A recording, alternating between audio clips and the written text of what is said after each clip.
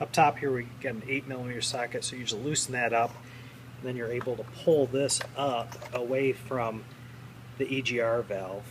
And then what I did was you take that top out.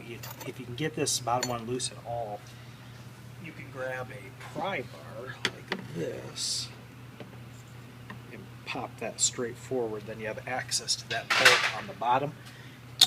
You can take an open-ended wrench like this from the end and rotate it like that.